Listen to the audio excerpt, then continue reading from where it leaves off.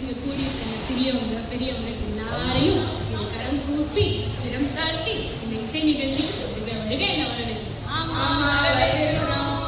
தந்தனத்தோம் என்று சொல்லியே தில்லிசை பாட தில்லிசை பாட வந்தருள் வாயசுராஜனே.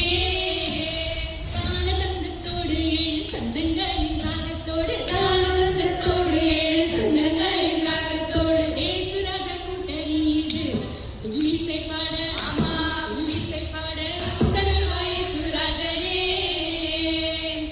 அதுல கிறிஸ்மஸ் எல்லாம் முடிஞ்சு போச்சுல. இப்போ நம்ம என்ன செய்தி சொல்ல வந்திருக்கோம்? இந்த வில்லுப்பாட்டுல நம்ம எல்லாருக்கும் என்ன சொல்ல போறோம் இன்னைக்கு? இப்பதான் வந்தனமே போட்டுருக்கோம், அதுக்குள்ள வந்த செய்தியை சொல்லனா எப்படி? இந்த சபையோரெல்லாம் பாருங்க, எவ்வளோ சாந்தமா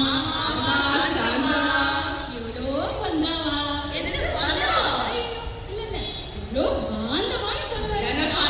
ஏதோ நடக்குது. எவ்வளோ பாந்தமா இருக்காங்கல்ல.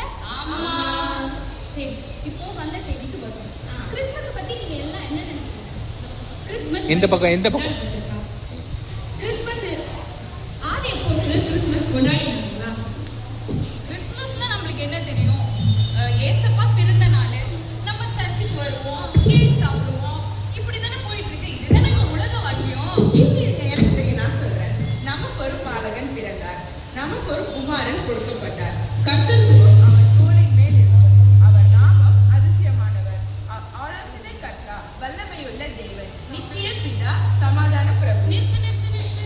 இதெல்லாம் நம்ம சண்டே கிளாஸ்லயே படிச்சிட்டோமே. இதுல என்ன புதுசு இருக்கு? ஐயோ ஆமாக்கா, இதை நீங்க புதுசாவா சொல்றீங்க? இதெல்லாம் ஏசாயா தீர்க்கதரிசி முன்னாடியே சொல்லிட்டாரு.